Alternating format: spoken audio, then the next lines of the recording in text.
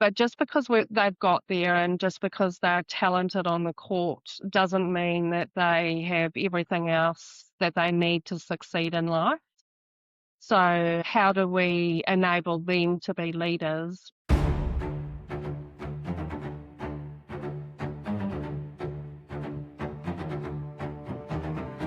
Hey, what's up, everyone, and welcome to the Fireside Podcast. I'm your host, Chris Turkington.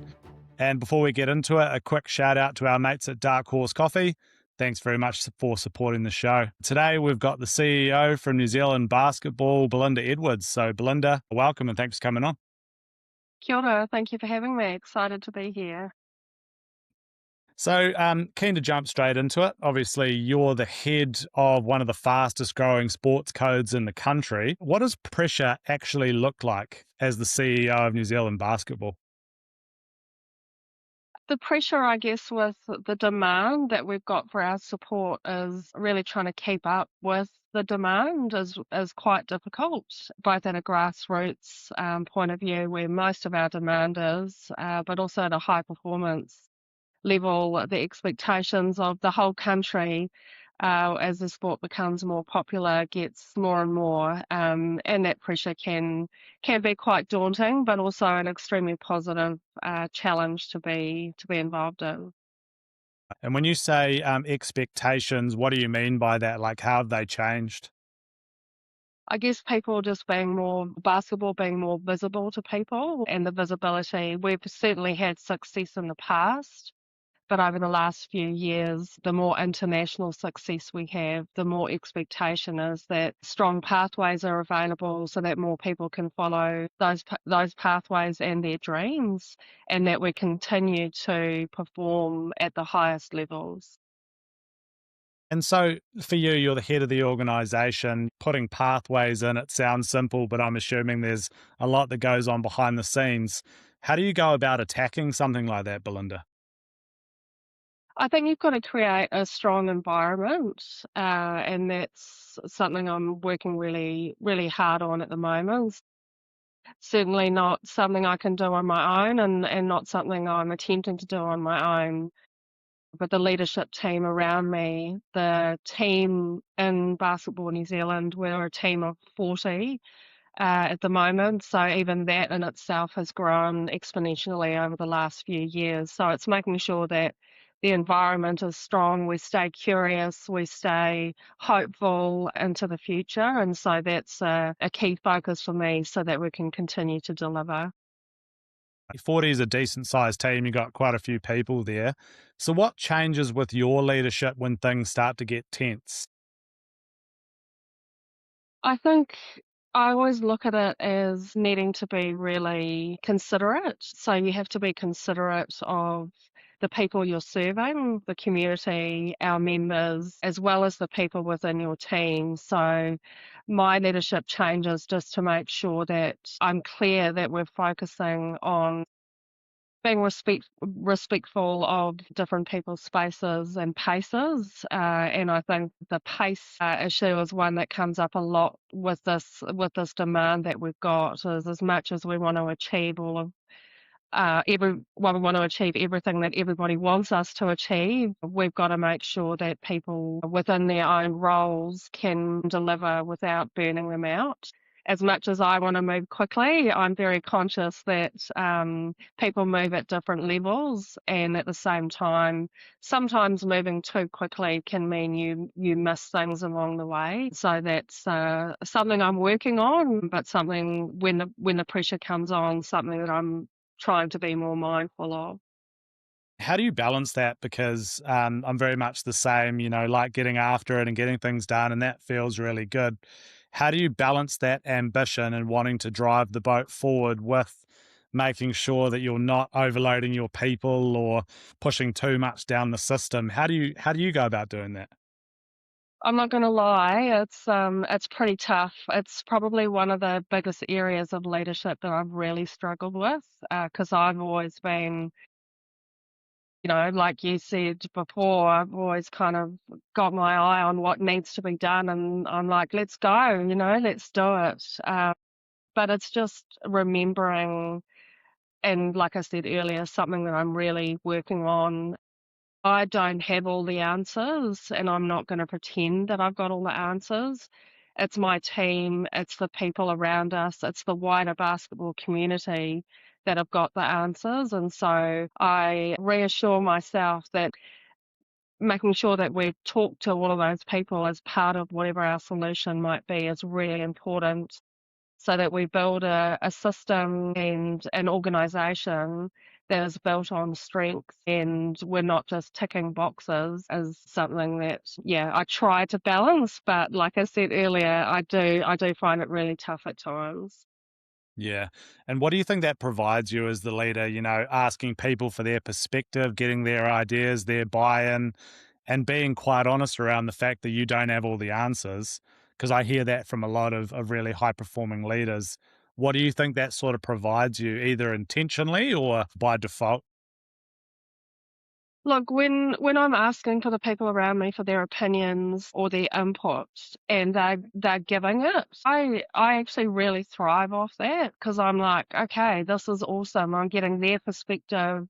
I'm getting their experience. We've got people in the team that have been around, 10 plus years. And then I've got some newer people combining different perspectives from different sports or different organizations.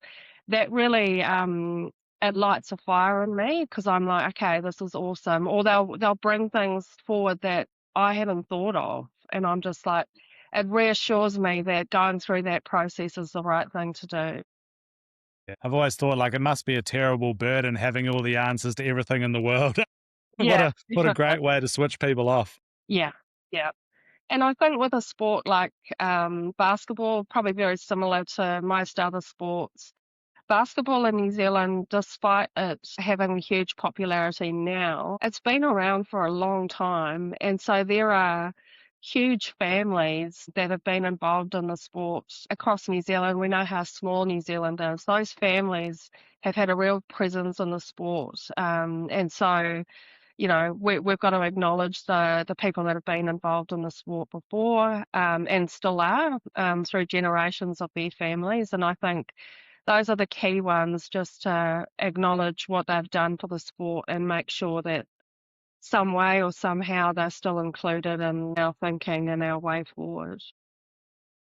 'Cause I think, like, in a lot of respects, you stand on their shoulders. They've shaped the path to now, and Yeah. it's almost very arrogant and dismissive to think, "Oh, cool, we can just cut all that learning loose and move forward on our own." Like, they've probably encountered a lot of things in the past that you will in the future. So I think it's stupid to burn that bridge. Yeah, definitely. I mean, we just had an incredible full day with Poitu Kohu Māori, or Aotearoa, which is the Māori basketball organisation, and we signed a MOU with them at the start of 2025. So spending a whole day with them, with families that have gone through a lot. They talked about, some of the mistrust from the past, the hurt from the past, but also just those family names that have been, everybody knows the names who's been involved in basketball, because they've been there in the past. They've set things up. They've fought through adversity, and trying to do what they're doing. And we kind of reflected at the end of the meeting to say,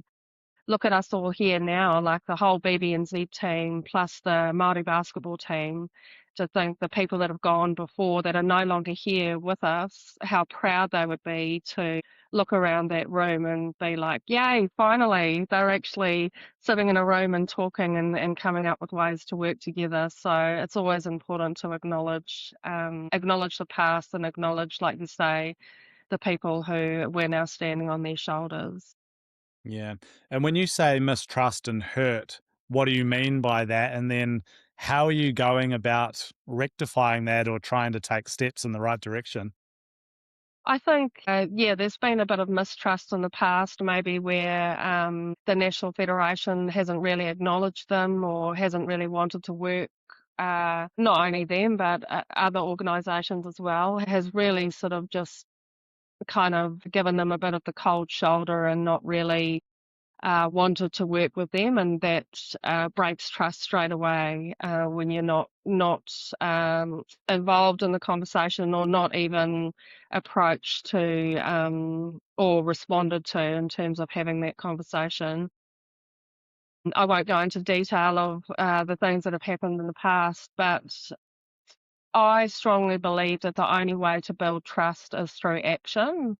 We can put words in an MOU, we can put words on a paper and an email, but unless you actually follow through and show them that you're committed and not just a one-off. Like I said earlier, I'm not one to just tick boxes. I want to make sure that it's a sustainable way of working together and that the outcomes of that are benefiting the people of Aotearoa. Yeah, I love that and totally agree. We talk about this quite a lot, but it's so true is that words mean absolutely nothing if they're not backed with action. And you're naive to think that people aren't watching you to look at your patterns of behavior and see, hey, can I trust this person? Or, are they saying one thing and doing another? Like, I think it's a very naive leader to not understand that people are watching you, not from a judgmental point of view, but just to figure out, hey, is this someone I can actually get behind? Yeah, definitely. And I think that comes back to, I guess, my leadership style and what I've learned of leaders that I've had the fortunate opportunity to work under is that you've got to lead with purpose. That always comes through, I think, in everything that you do. If you stay true to your purpose, the purpose for you being in that role, but also the purpose of the organization that you're working for. I think the actions will follow through if you're really clear on what your purpose is. Hey, what's up, guys? Just a quick note to say, hopefully, you're enjoying the show. If you are, feel free to like and subscribe, and you can share it with your mates. You can also find us at LinkedIn and on Facebook, or check us out at www.aegisleadership.co.nz. Cool, that's all from me. Let's get back to the show. You spoke about you've had the privilege of working under some really exceptional leaders. What was it about them that stuck out to you or that you remember? Prior to getting involved with basketball, I was in health, so what used to be the Northland District Health Board, and then went through the merge to Te Whatu Ora. I had the privilege of working under in the mental health and addiction space, an incredible leader called Ian McKenzie. And uh, the reason I call him a great leader is that he was an incredibly considerate person. He considered everybody around him and what the impact of decisions that we made would have on those people. I think on a personal level, he really believed in me. He was the one that encouraged me to put my name forward for things, encouraged me to follow through with my thinking. And I don't think I'd really had that before, really somebody encouraging me, showing that belief. And that really helped me to believe in myself. And I worked for Ian for about 4 years, I think, in the end. So I've had a lot of people that I've reported into, but he was one that really, really had an impact on where I am today. And I think the other thing with him was there was sense of humility. He was a real person, and we could sit in the room and talk about our weekend and then talk about the action points that we needed to discuss, but at the same time we could have a laugh along the way. That really resonated with me, and I try my best to not be him, but to use some of those skills that made me feel so comfortable and made me feel in a space where growth was encouraged and helped me believe in my strengths that I didn't yet know were there, and that I certainly didn't believe in when I first came and worked for him. And then moving into the basketball space, two incredible leaders really. Dylan Boucher was the CEO when I was on the board, and then I came into the COO position. An incredible leader, and I know a lot of people in New Zealand know him and have seen him and what he's given back to basketball. But he too was somebody that we could talk business and we could get stuff done, but at the same time there was the opportunity to have a laugh, have a bit of a whinge and a moan, but leave the day feeling like you kind of had the opportunity to vent, but you knew what the next steps were. So he was another one that really believed in me. And then Rob Gold, the board chair, who's been there all along and is still sitting as the Basketball New Zealand board chair. We have a great relationship. And another one that has also believed in me and really encouraged me to keep going, but also only ever a phone call away if I'm ever stuck or need his advice. And I think that too is really important. And that talks to what we were talking about before around trust. If Yeah. you can trust somebody enough that I can pick up the phone and give them a call to talk about just about anything, then I think that goes a long way to helping somebody flourish and grow. Yeah, you're very lucky there. Obviously, a really cool suite of leaders and people that believed in you, affirmed your strengths to give you courage and confidence. And then humility, like a human side. Yeah, they were the boss and you knew that, but also approachable and happy to have a joke, time and place. I'm curious because we see a lot of leaders who struggle with that balance, and that can be a tough balance between being human and having a laugh with your people and stuff, but still maintaining what we would call professional separation and still maintaining that responsibility. How do you go about doing that, and what are your thoughts around that professional separation piece? Yeah, I think that is probably specific to the environment that you're in as well. The way I balance that is I'm always myself. So I don't try to be a CEO or a leader that's completely different to who I am as a person. And so that I think naturally brings out the humility. You can have a laugh, you can joke around, but then and you're also there to do a job and serve the people that the organisation is there to serve. That I think comes naturally when you're trying to be yourself. I have seen people who are completely different in their work life to their home life, and I'm not. I'm kind of the same. Obviously, at work, you've got jobs to do and things that are different to home, but I always just try to be uniquely myself. And yeah, that's really important. I think there is the sort of and not that I draw a hard line, but I sort of wouldn't go and hang out with any of my colleagues on the weekend, or even if we are having a celebration or end of year Christmas party, and we have a bite to eat and a couple of drinks after the event. I'll stay for one or two, have a bit of a chat, and then it's my time to leave. Not only because you want to avoid any sort of conflict there, but also you want your team to have fun without worrying about the boss being there or the CEO being there. And I think that's really important. As much as sometimes you'd love to stay and jump on the karaoke and have a dance with your team, you do have to separate yourselves at time to allow them that space. Yeah, I really like that, and it's a nice balance. And in the military, we would term that or one of the elements of the burden of command. So, it's not always fun and sexy and things at the top. There's a lot of tough stuff that goes with that, and that's one of them. Like, you carry additional responsibility, and those are the things that you do need to consider. Is sometimes we've got to cut ourselves off from the fun because it's in the betterment of the organization. Eh? Yeah, definitely. And I think that's really important, not only for yourself, but for the others on the team as well. Yeah. I'm curious, what's a big misconception about high performance sport, like from a leadership lens? I think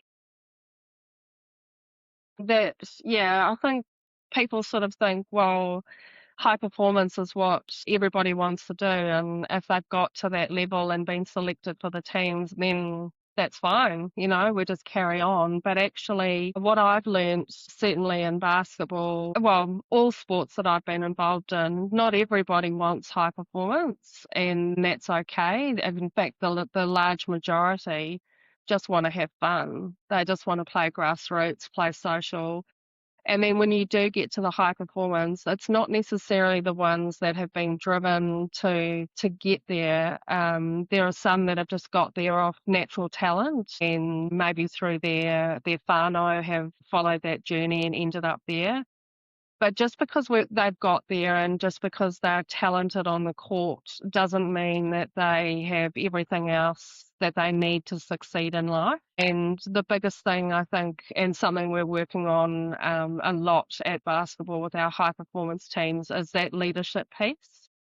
So how do we enable them to be leaders? Because not only within the current team, but as they leave basketball and maybe they get an injury or maybe they've had their career in basketball and they want to retire, I think people around them, people in New Zealand, people overseas, will look at them as leaders, right? Because they've represented their country. So, Totally. but that leadership skill is very different to being able to perform on the court. And so I've really encouraged my high performance team to lean into that and create opportunities for our players from our age group teams through to our adult teams to learn or have the opportunity to learn how to be a leader, because post playing, the opportunities for them as leaders are massive, but it's a skill set that they need to learn. I would encourage all CEOs of sports to make sure that they're not just focused on the next championship or the next, Olympics or Commonwealth Games, but to really focus on those players as leaders, which has much wider benefits for the sport, for that particular team that they're part of, but also for themselves. Yeah. I think as well, like when you've got code and people sewing into you like that, they're like signaling value, right? We value you not just as a player, but as a person. And we want to see you succeed in the future. So here, we're going to invest into you. And if anything, that's going to level up their commitment to your code, eh? And like their loyalty to your code. I think Yeah. it's incredibly smart play. Yeah, and I think hopefully stay in the code, like we've seen Dylan Boucher and the like stay in basketball and probably will stay in basketball forever. But that's, Dylan is an exception to the norm and that he is an incredible leader. But I think if we could create more of those types of people, they stay in our sport and they become volunteers or they become coaches or all the different roles that are needed for a sport to thrive. So I think it's really important that we invest in it in our people, both in the BBNZ team and staff, but in our wider teams that are representing us on the global stage. Yeah, really, really smart. And obviously, leadership's core business for ages. But for these people that you're trying to sow into and set them up for the future, what does that look like? Like, what types of areas have you identified where you're like, yeah, actually, that will serve them well moving forward? And then how are you going about targeting that? Yeah, I think certainly with our high performance teams, the first thing that we've been focusing on is collective leadership within each of the teams, working in a smaller leadership group or kaitiaki group, we call them. Hmm. And that sort of collective responsibility to make decisions on behalf of the team. And that's for basketball, that's per campaign. So each of the campaigns are different. They're not all the same. We're going to different places, different outcomes that we're looking for. And what we're starting to do as part of that is involve them in some of the organisation decisions for those teams. So if more funding becomes available, what's the best way to apply that funding?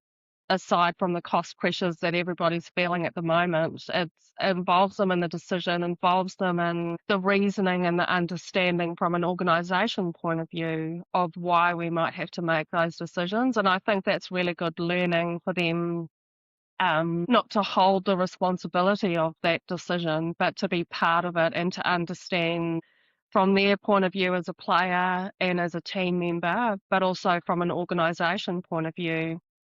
Well, hopefully, eventually, when they get into a position like that, that they can understand, oh, actually, there's some other things that they need to balance. I understand that now. And then I think they can pass that on through other members of the team or speak to it more confidently rather than just going, oh, I don't know why they made that decision, don't agree with it, but I don't know, or may, adversely speak badly about the decision that we've made because they don't understand the reasons. So that's the first part, and then we're working with high performance sport just on as individuals when they're ready to take on some additional training or be part of, the high performance players community and things like that. There's plenty of opportunity in New Zealand, but unless we put that in front of them, they probably won't know about it. Basketball as well is a sport that's 11 months of the year. So these Yeah, guys, it's full on, eh?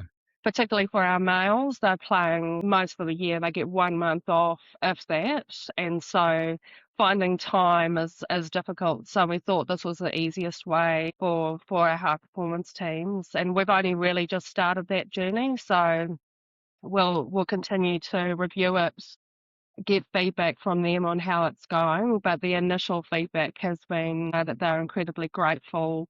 Some have been around and playing for New Zealand for like 13 years, and they're like, this is the first time I feel like I've got an opportunity to have my say as part of the decision making. So some really positive feedback there.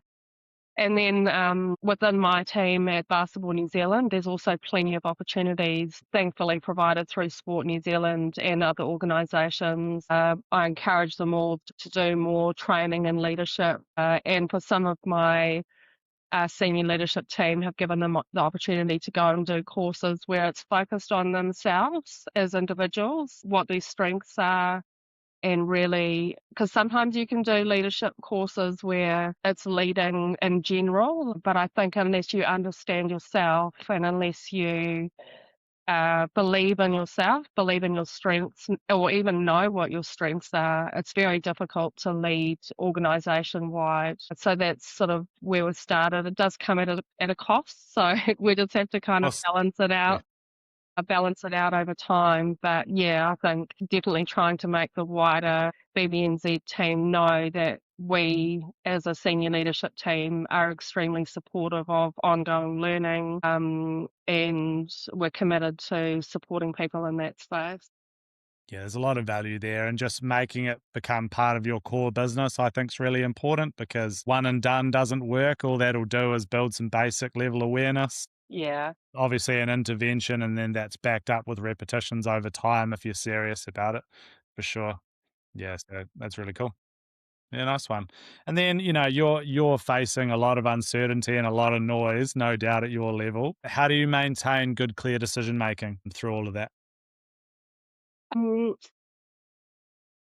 I think Well, I'm in a fortunate position. I've got an extremely supportive board. And so the decision making that needs to go to a board level, and even sometimes it might not, according to the framework, need a board approval, still have the relationship with my board where I can just run things past them. We have a no surprises policy, so they're aware of things that might affect them at a governance level, and also sometimes just aware of things that are going on in general in case they get a phone call out of the blue from a staff member or one of our associations or something like that, that they're generally aware of what's going on.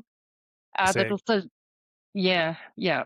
Because the worst thing is that something happens and then the board chair rings me or another board member rings me and they're like, I've just had a phone call about this, because then you're kind of starting off on the back foot. But big time. I feel like the more they're prepared for what's going on, they can also answer questions at the time because they understand the reasoning for some of those decisions rather than going, oh, I've got no idea what you're talking about. I'll ring Belinda and then I'll ring you back and all of that kind of thing. So definitely trying. You never quite always get it right. And there is that balance of what do they need to know? What don't they need to know? So you'll never get it always right. But I do try my best. And then internally at BBNZ, we've got a pretty clear decision making policy. I think I was telling you at the start, we've just had an in-person SLT hui where we've done a lot of work as a senior leadership team on ways of working and working together more collaboratively across the organisation. We've made some massive strides in that space, but we spent a day together the other day where we've defined our team charter. What's the purpose of an SLT? what are our behaviours, what do we agree in terms of our behaviours, values, and, that old question of if we didn't exist, what would break? And so we spent a bit of time on that. So really excited to have had that conversation, and now we're kind of gonna build that out and continue to work on it. But I think it's also really important that they feel that they've got the opportunity to openly express what is and what isn't working, and that's what came out in that meeting. And that collective responsibility, like I said at the start, I don't have all the answers as a CEO, and so I need my senior leadership team to all have a voice, to all contribute to the decisions that we're making. And that way, I think it also provides security and clarity for our wider team as well. So a lot of work has gone on, and like I said, we've made some huge progress, but it's also never finalized, right? You've got to keep No, doing it. You've got to, yeah, it's continuous. And I high think, performance is a loop, 100%. Yeah. yeah, yeah. So, yeah, excited to be having those open and challenging at times conversations. But that's what I love about leadership teams, about the board, is that you can challenge each other, but the ability to leave the room, leave that challenge in the room, discuss the challenge, and then leave the room with an outcome or a decision and move on and still stay friends is really Yeah. important too. Yeah. Communication's king. And like a lot of the issues that we see when you dial it all back will probably come from a lack of communication or poor communication. So it's king. And yeah, being clear on what your standard is and being willing to hold people to account when things don't go to plan or when they get difficult, like those are hallmarks of a very effective team. So it's cool to hear you guys are being really intentional with that. That's sweet. Yeah, and I think we've all been at those roles of when you're in an organisation and you might be starting out, or you might be in not in the senior leadership role, but you look up to that senior leadership team. And we were sort of reminded of that the other day. What do we think our team thinks when they think of SLT? What do they think our purpose is and our responsibility is? It goes both ways, right? We're the conduit between the board and the rest of the organisation. But we've also got very young people in our team as well that are looking up to us. They're looking to us for guidance, for setting the values, for setting the direction of the organisation, and living those values and behaviours is really important. Yeah, totally. I always used to try and front load that and all of the teams that I led is try to explain to them to the best of my ability. I've got a foot in each camp here, do you know, like I'm accountable to you guys and I want to see you thrive and succeed. But I'm also accountable to my bosses and where their direction is and what their needs are. So you got to understand that sometimes those worlds are going to collide and I'll do my best, but there's going to be friction. That's how it works. Yeah, I think if we're honest with our people and they understand that you will act in their best interest to the best of your ability and you back that up with really good consistent behavior, I think that shows through over time. Yeah, and I think it's about supporting each other, but unless you've got that trust, unless you've got those great channels, but also understanding the why. So if my board have made a decision that's going to impact my team, it's on me to communicate that well so that they understand the reasons why, understand that there may be governance concerns, other strategic concerns that the board have got, and therefore, they've made a decision that impacts all of us. So the better I can be at explaining that and communicating that and answering any questions that might come out of that is really important. And it can be a balancing act, and things happen, or unexpected things happen, and that's when the real pressure comes on, and then decisions have to be made at the same time as being really busy with your day to day, and remembering to communicate well can sometimes be a challenge for sure. Yeah, totally. There's your catchphrase right there. Comms is king. Yeah, yeah, definitely. What's been the toughest decision that you've had to make in your role as CEO so far, Belinda? I think the toughest decision has been around people. So we've had to make some changes, and I won't go into detail, but Wouldn't expect you to. that impacts you on a personal level. And as much as you know the decision is right for the organisation, it's right for the sport. That is something that you carry with you when you go home at night, that you carry with you for a long time, because it has an impact on those individuals, but also their families. And those decisions don't come lightly. But the person receiving those messages, or even their close colleagues around them, certainly not in a space to be able to understand that, and I wouldn't expect them to either. But that can become quite personal, and then that becomes really challenging. And since I've been at Basketball New Zealand, I would say that's been the toughest thing that I've had to go through. Yeah, I've had roles where it was my responsibility to inform people that they no longer had a job and a Yeah, career and those types of things, and yeah, that's really, really difficult.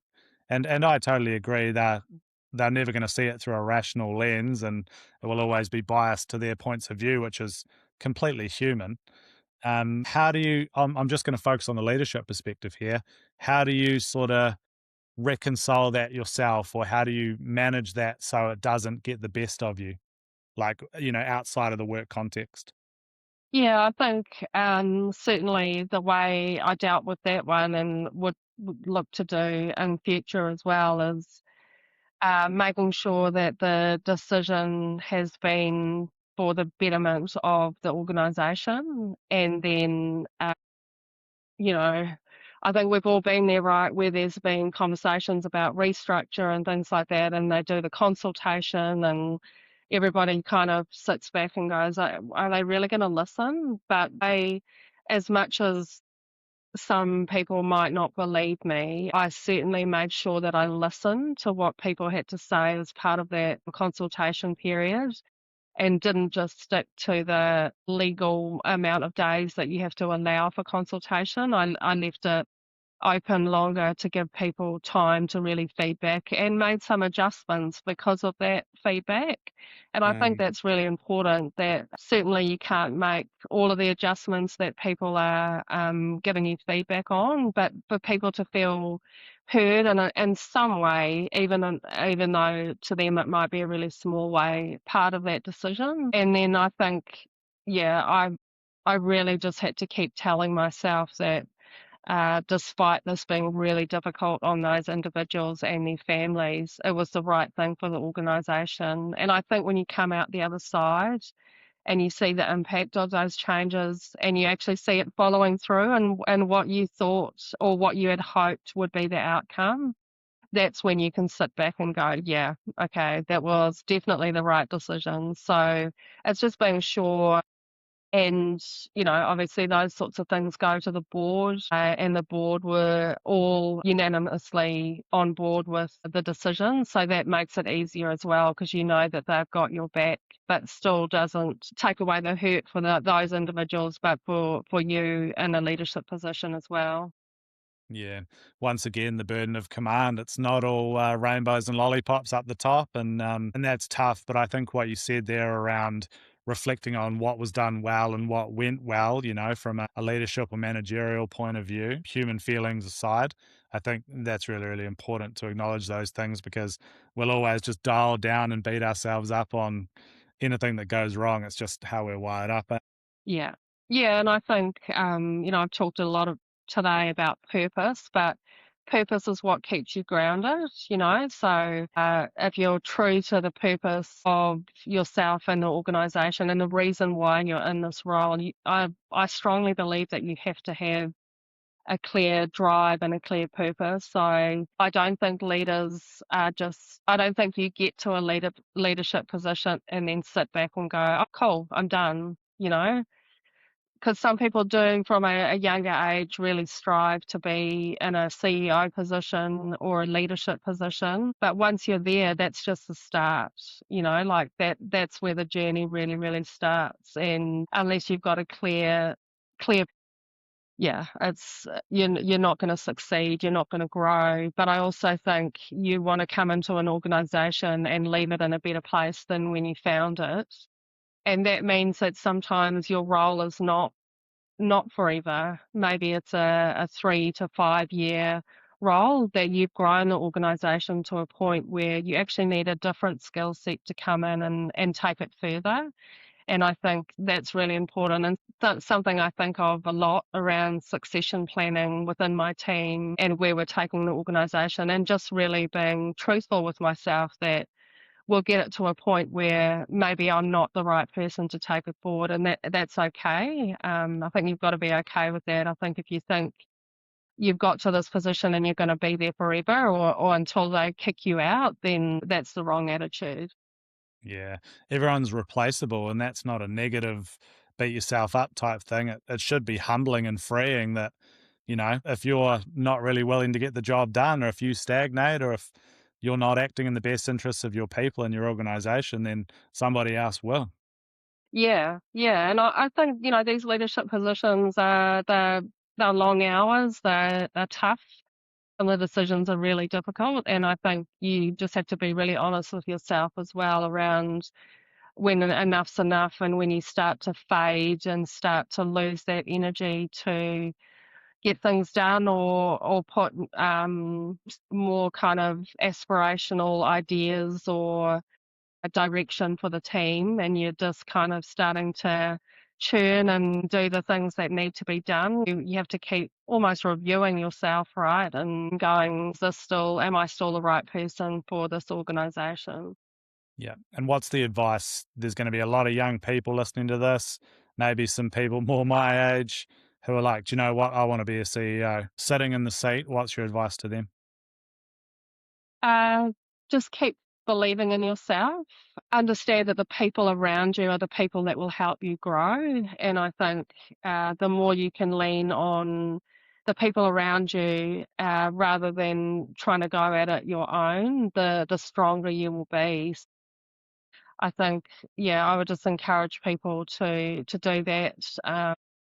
And don't try and be perfect, because nobody's perfect, and people don't actually trust perfection, or people want to see that you're human, you've got some humility about you. And I would say follow your gut, like if you feel within you that things aren't right, or this isn't the right place or the right direction for you, have those honest conversations with yourself, and you'll end up finding your way. My biggest piece of advice is stay true to yourself. Nice. That's a great place to finish. And if this has landed with people, Belinda, where can they find you or learn a little bit more about what you're up to? You can find me at Basketball New Zealand. Look up the website, the contact details are on there, nz.basketball. And also, if you want to connect on a more personal level, then you can find me on LinkedIn, and I'll always respond to the messages I get. So very happy to connect with people there. Cool. Belinda Edwards, thanks so much for your time. It's been really cool. Thanks, Chris. Well, good. And if you guys enjoyed the chat today, you can check us out at www.aegisleadership.co.nz, or you can find us on LinkedIn and Facebook. And thanks very much again to our mates at Dark Horse Coffee. That's all for today. Catch you later.